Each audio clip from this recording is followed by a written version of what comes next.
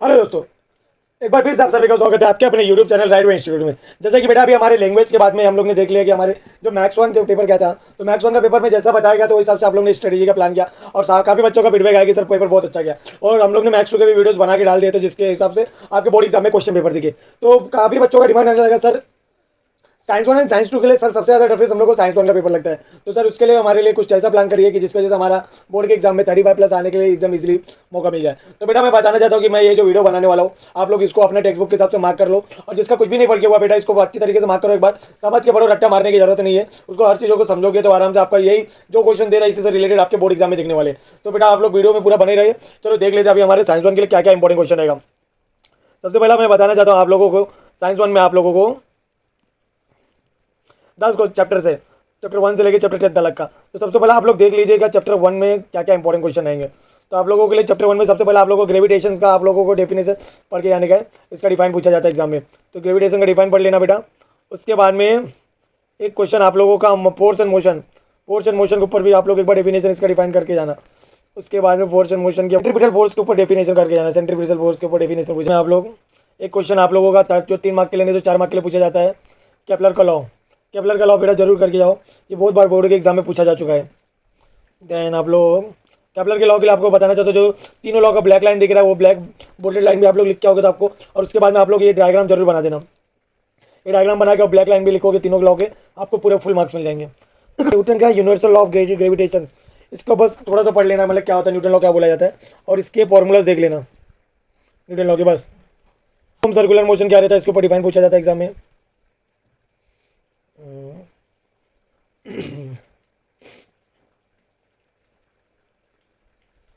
Mark करना most important question है, variation in value of जी, मतलब क्या क्या वैल्यू से जी ऑफ का चेंजेस होता है।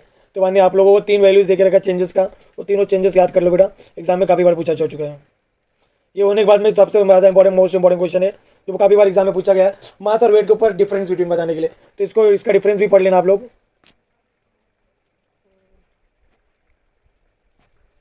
और अगेन एक इंपॉर्टेंट क्वेश्चन यहाँ पे फ्री फॉल का डिफाइन पूछा गया है बेटा एग्जाम में, तो फ्री फॉल का डिफाइन भी पढ़ के जाना एक बार।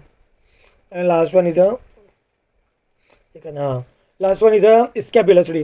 स्केप वेलोसिटी क्या होता है उसके बारे में बताने का आप लोगों को। बस इतना क्वेश्चन आप लोग अंदर से करके जाइए। और इसके अंदर क्या क्या इंपॉर्टेंट रहेगा मैं आप लोगों के सामने बताना चाहता हूँ कि इसके अंदर आप लोग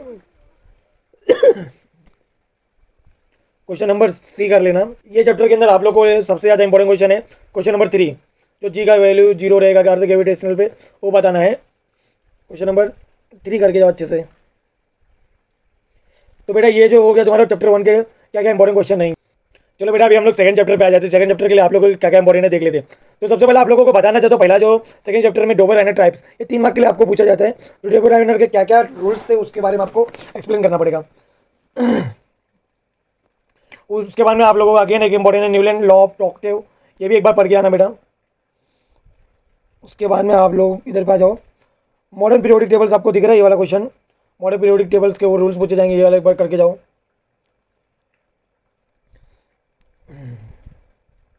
एक तो merits of medley periodic tables, इसको जरूर कर लेना क्योंकि काफ़ी टाइम एग्जाम में पूछा जाता है। सबसे ज़्यादा इंपॉर्टेंट उससे भी ज़्यादा important demerit of the medley periodic table, merit and demerit में से कुछ ना कुछ लोग जरूर एग्जाम में पूछा जाता है। सेकंड चैप्टर आप लोगों के लिए बहुत वेटेज है। और एक तो आप लोगों का ये जो मॉडर्न पीरियोडिक लॉ है, ये मॉडर्न पीरियोडिक लॉ के ऊपर भी आपके काफ़ी क्वेश्चन बोर्ड एग्जाम में पास्ट ईयर में पूछे गए हैं, तो इसको भी बेटा एक बार जरूर करके जाना। एंड अगेन है मोस्ट इंपॉर्टेंट क्वेश्चन जो 4 मार्क के लिए पूछा जाता है, structure of the modern periodic tables, इसको जरूर करके जाना। देन आप लोगों को ये टेबल के ऊपर भी क्वेश्चन काफ़ी बार अराइज किया गया, मतलब एच ब्लॉक में क्या क्या एलिमेंट्स आते हैं, कहाँ पे बिलोंग करता है, डी ब्लॉक पी ब्लॉक, ये सब चीज़ें आप लोग को बताना पड़ेगा। तो यानी इसके ऊपर भी क्वेश्चन अराइज होते हैं, तो प्लीज़ इसको एक बार देख के जाना। ये करने की जरूरत नहीं, ये स्किप करोगे तो भी चलेगा करेगा। व्हाट इज वैलेंसी, वैलेंसी के ऊपर डिफाइन पूछ सकता है एग्जाम में, एक बार वैलेंसी के ऊपर डिफाइन एक बार पूछ लेना कर लेना। Atomic size not again important, metallic non metallic, ये डायग्राम एक बार देख के जाना। डायग्राम के ऊपर क्वेश्चन पूछा जाता है, मेटल्स में क्या रहते हैं, नॉन मेटल्स में क्या रहते हैं, मेटलॉइड्स क्या रहते हैं, सब चीज़ें आप लोग एक बार देख लेना, इसको गो थ्रू कर लेना। उसके बाद में बेटा चलो हम लोग देख लेते क्वेश्चन आंसर में क्या क्या इंपॉर्टेंट रहेगा आपके। क्वेश्चन नंबर 3 करके जाना एक बार। उसके बाद में शॉर्ट नोट्स पे आप लोगों को question number 1, question number 2 give scientific reason में आप लोग इधर पे question number B, question number A and question number D, ये 3 बहुत इंपॉर्टेंट है।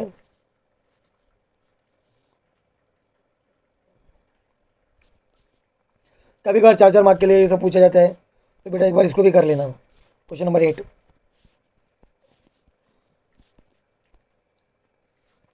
चलो अभी चैप्टर नंबर 3 पे आ जाओ, केमिकल रिएक्शंस। तो इसमें बेटा आप लोगों के लिए सबसे ज़्यादा इंपॉर्टेंट जो चैप्टर क्वेश्चन होने वाले हैं, तो इसका भी लिस्ट चलो हम लोग देख लेते हैं। तो सबसे पहले आप लोग जो इंपॉर्टेंट क्वेश्चन में रहेगा आपके बोर्ड के एग्जाम में, तो हम लोग एक तो बेटा ये जो बैलेंसिंग करने बोलते हैं, इसके ऊपर से आपको 2 मार्क के क्वेश्चन जरूर आएंगे। तो बैलेंसिंग इक्वेशन करने के लिए तो इसको जरूर करके जाना। एक ये होने के बाद में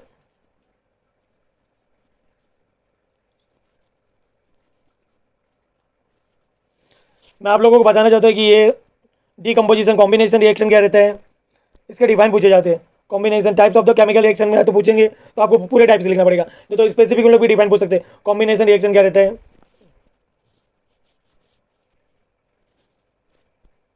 डीकम्पोजिशन रिएक्शन क्या रहता है, डिस्प्लेसमेंट रिएक्शन क्या रहता है, डबल डिस्प्लेसमेंट रिएक्शन क्या रहता है। तो ये सब चीज़ें बेटा आप लोगों को मतलब डिफाइन में 2 मार्क के लिए पूछा जाता है। तो एक बार इसका डिफरेंस बिटवीन भी कर लेना कि एंडोथर्मिक और एक्सोथर्मिक रिएक्शन क्या रहते हैं।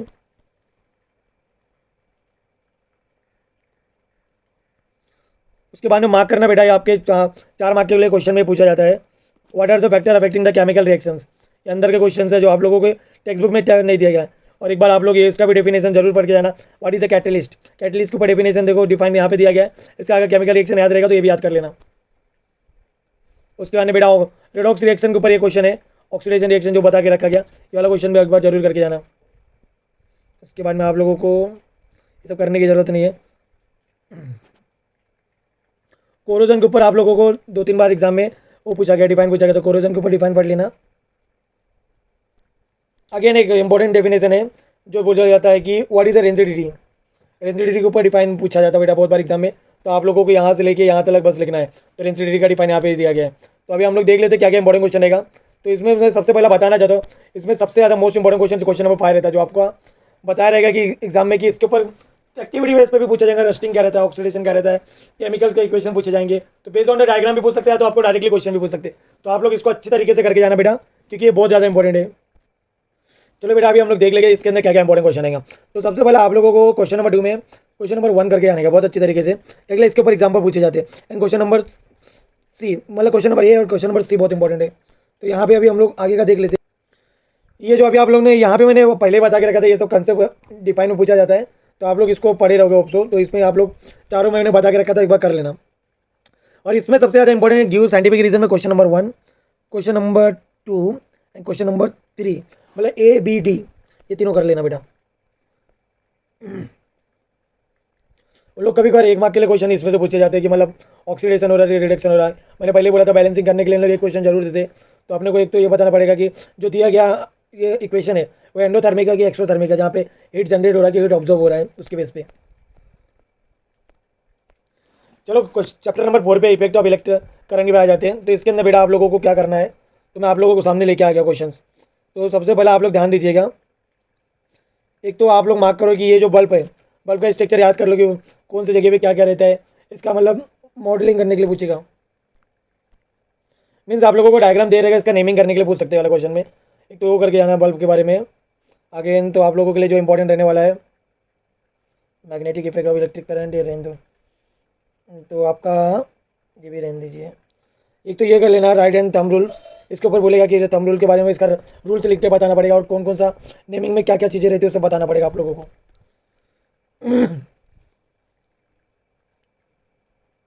अगर कभी कभार अपने एग्जाम में ये क्वेश्चन पूछा गया है, तो आप लोग को याद रहेगा तो करो, नहीं तो कोई ज़रूरत नहीं है। एक क्वेश्चन बेटा आप लोग ये भी करके जाना, magnetic field of due to the current solenoid, इसके ऊपर ये डायग्राम भी बना देना उसके क्वेश्चन पे।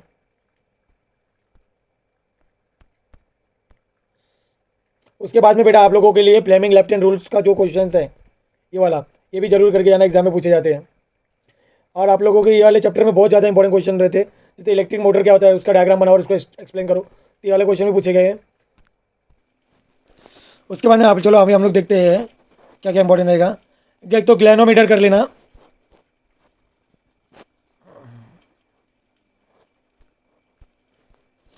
बेटा इलेक्ट्रिक मोटर हो गया, और एक तो आप लोग का 2 क्वेश्चन और है जो काफ़ी बार एग्जाम में पूछा गया है, एसी एंड डीसी के ऊपर।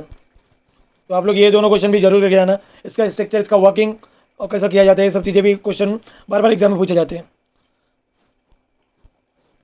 उसके बाद में आप लोग एक क्वेश्चन ग्लैनोमीटर के ऊपर डिफाइन पूछा जाता है एग्जाम में, तो ये वाला ग्लैनोमीटर के ऊपर पढ़ लेना।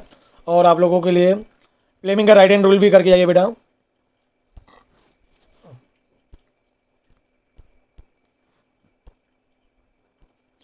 जो मैंने आप लोगों के लिए एसी और डीसी बोला था, देखो आपका एसी का क्वेश्चन इधर पे दे के रखा गया है और डीसी आप लोग के लिए इधर पे दिया गया है। तो आप लोग एसी और डीसी का ये क्वेश्चन भी जरूर करके जाओ एग्जाम में। चलो अभी हम लोग देख लेते हैं क्या क्या इंपॉर्टेंट क्वेश्चन रहने वाला है ये वाले चैप्टर में। ये वाले चैप्टर के लिए आप लोगों को क्वेश्चन नंबर 2 करके आना। Question number 5,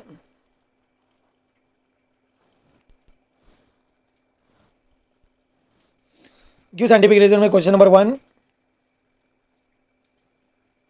question number 3 and question number 4।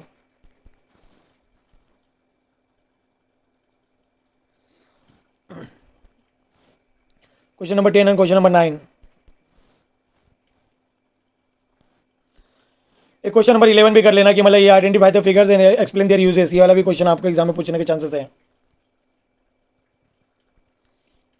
उसके बाद चलो बेटा अभी हम लोग चैप्टर नंबर 5 पे आ गए। तो इस पर ये आप लोगों को जो जो इंपॉर्टेंट क्वेश्चन होने वाले हैं, तो इसके ऊपर बात करते हैं हम लोग। एक तो ये डायग्राम के बेस पे क्वेश्चन पूछे जाते हैं, तो आप इसको देख के जाना। उसके बाद में आप लोगों को एनालॉमस बिहेवियर ऑफ द वाटर, ये वाला क्वेश्चन जरूर करके जाना, जो होप अप्रेंटिस के ऊपर पूछा जाता है। ये डायग्राम जरूर देख के जाना। ड्यू पॉइंट ऑफ ह्यूमिडिटीज, ये वाला क्वेश्चन जरूर कर लेना बेटा। यूनिट ऑफ हीट जरूर करके जाना एग्जाम में, ये भी एग्जाम में पूछा जाता है। चलो बेटा अभी देख लेते हैं यहाँ पे क्या क्या इंपॉर्टेंट रहेगा हमारे लिए। तो सबसे पहले एक तो आपका डिफाइन है रिफ्लेक्शन ऑफ लाइट का डिफाइन पूछने के लिए, तो ये यहाँ से लेके यहाँ तक इसका रिफ्लेक्शन ऑफ डिफाइन पढ़ लेना। ये डायग्राम जरूर करके जाना, इसके डायग्राम के बेस पे आपको क्वेश्चन पूछे जाते हैं एग्जाम में। अगेन लॉ ऑफ रिफ्लेक्शन क्या रहता है, लॉ ऑफ रिफ्लेक्शन के ऊपर 3 मार्क के लिए पूछा जाता है, इसमें डायग्राम भी आप लोग जरूर बना देना। ये डायग्राम भी जरूर करके जाना, बोला जाएगा लाइट रे गोइंग फ्रॉम द, जो यहाँ पे लाइट रे के ऊपर पूछा जाएगा, तो आप लोग ये डायग्राम के ऊपर भी स्टडीज थोड़ा देख के जाओ। और again that is important diagrams और reflection of light in a different medium, मतलब अलग अलग जगह पे डेंसर मीडियम रहेगा तो रेयर मीडियम रहेगा, तो उस सब में आपको बताना पड़ेगा। यहाँ पे again one question important, twinkling of a star at a night, तो इसके ऊपर क्यों साइंटिफिक रीजन पूछा जाता है, तो उसको करके आना। Again one important question, dispersion of light के ऊपर एक क्वेश्चन पूछा जाता है एग्जाम में बेटा, तो आप लोग का रेम्बो वाला जो रहता है प्रिज्म्स के ऊपर क्वेश्चन पूछा जाएगा, तो ये वाला क्वेश्चन भी जरूर करके जाना, मार्क करना। मोस्ट इंपॉर्टेंट क्वेश्चन जिसके ऊपर काफ़ी बार एग्जाम में बोर्ड में पूछा गया कि partial and total inter reflection क्या रहता है, तो इसके ऊपर भी क्वेश्चन ज़्यादा बार पूछा गया एग्जाम में। और एक क्वेश्चन आपका रेम्बो वाला, रेम्बो कैसे मतलब चेंजेस आता है उसके ऊपर आपका क्वेश्चन का डिफाइन दिया गया, और मार्क कर लेना ये डायग्राम को भी बेटा, तो इसको भी जरूर करके जाना। और आपके मैं बोर्ड के एग्जाम के इंपॉर्टेंट पॉइंट ऑफ व्यू तो यहाँ पे आप लोगों को क्वेश्चन नंबर 1 करके जाने का है 2 में। ये वाला तो रेम्बो वाला दिया गया, तो मैं आपको बोल ही चुका हूँ कि ये करके जाना है, तो ये एक ही क्वेश्चन करोगे वाले एग्जाम में, इधर से तो चलेगा। चलो देख लेते हैं 7 चैप्टर में क्या क्या इंपॉर्टेंट रहेगा आपके एग्जाम में। तो सबसे पहला बेटा आप लोग ये सब पढ़ के आना कि सेंटर ऑफ कर्वेचर क्या था, रेडियस ऑफ कर्वेचर क्या रहता है, इसके ऊपर भी एग्जाम में पूछेगा एग्जाम में मार्क्स। तो अगेन आप लोग के लिए क्या क्या इंपॉर्टेंट रहने वाला है, चलो देख लेते हैं। एक तो ये वाला जरूर पढ़ के आना बेटा, इसके ऊपर क्वेश्चन पूछा जाता है, मतलब image from by the convex lens in a different position of the object, मतलब ये वाला जो चार्ट बना के जा, मतलब रियल और इन्वर्टेड रहेगा तो कैसे बनेगा, और यहाँ पे वर्चुअल एंड इरेक्ट रहेगा तो कैसे बनेगा, तो ये वाला क्वेश्चन जरूर करके आना एग्जाम में। एक बार लेंसेज का फॉर्मूला जरूर देख के जाना। पावर ऑफ लेंस क्या रहता है, इसके फॉर्मूला पढ़ लेना।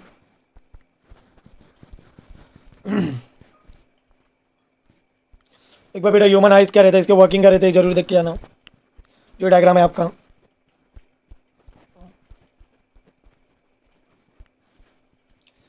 ये ह्यूमनाइज के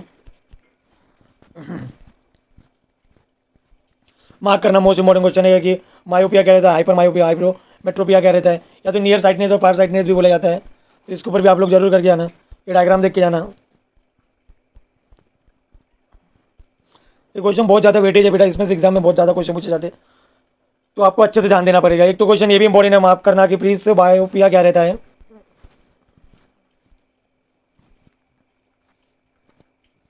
इन uses of the convex concave lens क्या रहेंगे, व्हाट इज कॉन्केव लेंस बोलेगा यूजेस बताओ, तो ये क्वेश्चन जरूर देख के जाना। मार्क करना एक क्वेश्चन आगे इंपॉर्टेंट, टेलीस्कोप क्या रहते हैं, और टेलीस्कोप के ऊपर ये वाला डायग्राम भी है, जिसको आपको देख के जाने का एग्जाम में। मार्क करना again most important question, persistence of the vision, 2 mark के लिए पूछ सकता है इसको एग्जाम में। चलो अभी हम लोग देख लेते हैं कि आप लोगों के इंपॉर्टेंट क्वेश्चन क्या रहने वाले हैं पेपर में। इसमें आप लोग बेटा क्वेश्चन नंबर 1 करके जाना, उसके आने क्वेश्चन नंबर 2 कर लेना। यहाँ पे क्यों साइंटिफिक रीजन में आप लोगों को लिए सबसे ज़्यादा इंपॉर्टेंट है क्वेश्चन नंबर 1, क्वेश्चन नंबर 3। उसके बाद में हम लोग के लिए जो इंपॉर्टेंट होने वाला है, मैं टेलीस्कोप के ऊपर दे दिया था पहले ही, डिस्टिंग्विशन कर लेना बेटा। ह्यूमन आइज का मतलब ये वाला क्वेश्चन भी बोल के रखा है, मतलब ये चैप्टर आप लोगों को कुछ स्किप नहीं करना है, मोस्टली करके जाने का सब चीज़ें। अभी हम लोग चलो आ जाते हैं चैप्टर नंबर 8 के ऊपर, मेटलर्जीज। चलो देख लेते हैं मेटलर्जीज में क्या क्या इंपॉर्टेंट रहने वाले हैं। काफ़ी बच्चे लोग ये वाले चैप्टर को छोड़ के जाते हैं एग्जाम में, तो मैं उन लोग से रिक्वेस्ट करना चाह रहा हूँ बेटा कि जितना क्वेश्चन दे रहा हूँ बस वही पढ़ के जाइए, पूरा पढ़ने की जरूरत नहीं है, इतना कर लोगे आप ऑप्शन में, प्लीज़ इसको छोड़ना मत। तो सबसे पहले आप लोग एक तो यहाँ कर ये क्वेश्चन कर लेना, reactivity series of the metal, मतलब मेटल में कितना रिएक्टिविटी रहता है, मीन्स रिएक्टिविटी वाटर ऐसा क्वेश्चन पूछेगा। रिएक्टिविटी वाटर में क्या क्या रहेगा, रिएक्टिविटी एसिड्स में कितना कवर कर रहा है, रिएक्टिविटी ऑक्सीजन में क्या रहेगा, तो आप लोगों को इसको बताना पड़ेगा। उसके बाद में आप लोगों के लिए आगे क्या इंपॉर्टेंट रहने वाला है, जो बेसिक, एक तो ये कर लेना बेसिक प्रिंसिपल ऑफ द मेटलर्जीज, तो ये 4 मार्क के लिए पूछने का चांसेस लग रहा है। इसका डायग्राम देख के जाना बेटा।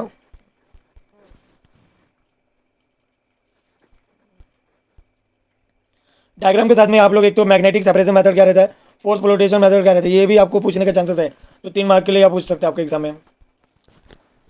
उसके बाद में आप लोग आ जाओ यहाँ पे, मार्क करना मोस्ट इंपॉर्टेंट क्वेश्चन ये भी है, एक्सट्रेक्शन ऑफ द एल्यूमिनियम, तो ये वाला क्वेश्चन भी आप लोग करके आना, जो क्या क्या एक्सट्रेक्शन रहती है उसका इक्वेशन याद कर लो बस। और आप लोगों को लिए क्या इंपॉर्टेंट होने वाला है, एक तो क्वेश्चन बेटा ये कर लेना, प्रिवेंशन ऑफ द कोरोजन, एक तो क्वेश्चन ये भी अगेन इंपॉर्टेंट क्वेश्चन आपके लिए प्रिवेंशन। और इसमें बेटा सबसे ज़्यादा इंपॉर्टेंट है गैल्वेनाइजिंग क्या रहता है, उसका एनोनाइजिंग क्या रहता है, तो ये दोनों क्वेश्चन भी करके आना बेटा। इतना क्वेश्चन आप लोग करके जाओ एग्जाम में, एक्सप्लेन द टर्म्स हो कर लेना। उसके बाद में बेटा अगेन आप लोगों के लिए इंपॉर्टेंट होने वाला है give scientific reason, question number 1, question number 3 and question number 5, ये तीनों क्वेश्चन कर लेना। मार्क करना most important question, question number 10 भी। उसके बाद में आप लोग एक तो क्वेश्चन नंबर आप लोग 7 करके चले जाओ बस। कार्बन कंपाउंड बेटा बहुत ज़्यादा इंपॉर्टेंट क्वेश्चन चैप्टर है आप लोगों के लिए, तो आप लोग ये कार्बन कंपाउंड को अच्छे तरीके से करके जाओ, इसके अंदर बहुत सारे क्वेश्चन पूछे जाते हैं एग्जाम में। जो ये क्वेश्चन ये वाला हाइड्रोकार्बन में सैचुरेटेड अनसैचुरेटेड के ऊपर रिलेटेड क्वेश्चन पूछे जाते हैं।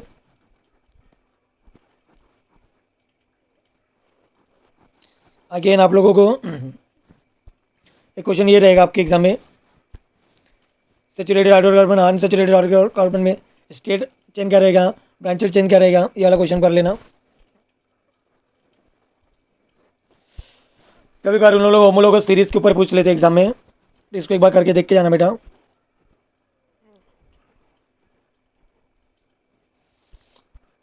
एक तो IUPAC नोमेनक्लेचर सिस्टम जो नेमिंग पूछा जाता है, ये भी जरूर करके जाना।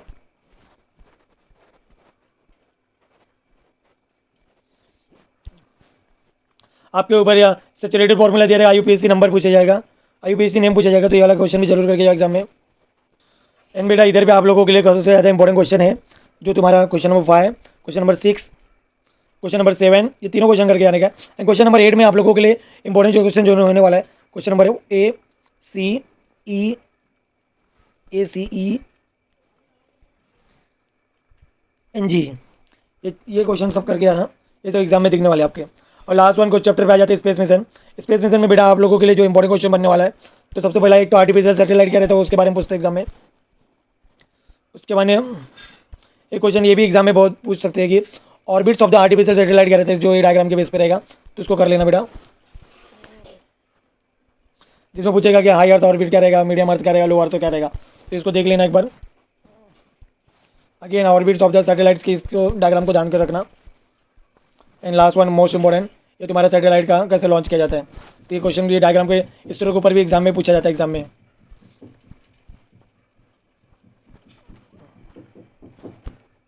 एक तो एक क्वेश्चन ये भी करते हैं space debris and it's management, ये क्वेश्चन भी बहुत ज़्यादा एग्जाम में पूछ सकते हैं, एग्जाम में चांसेस है। देख लेते क्या क्या इंपॉर्टेंट क्वेश्चन होने वाला है इसके अंदर। तो सबसे पहला आप लोग कर लेना क्वेश्चन नंबर 4, ये वाला डायग्राम बहुत इंपॉर्टेंट है। डायग्राम के बाद में यहाँ पे आप लोग आ जाइए, जियो स्टेशनरी सैटेलाइट क्या रहता है, ये क्वेश्चन के ऊपर क्वेश्चन पूछा जाता है, इसरो के ऊपर क्वेश्चन पूछा जाता है, मतलब फर्स्ट वन आर्टिफिशियल सैटेलाइट के ऊपर।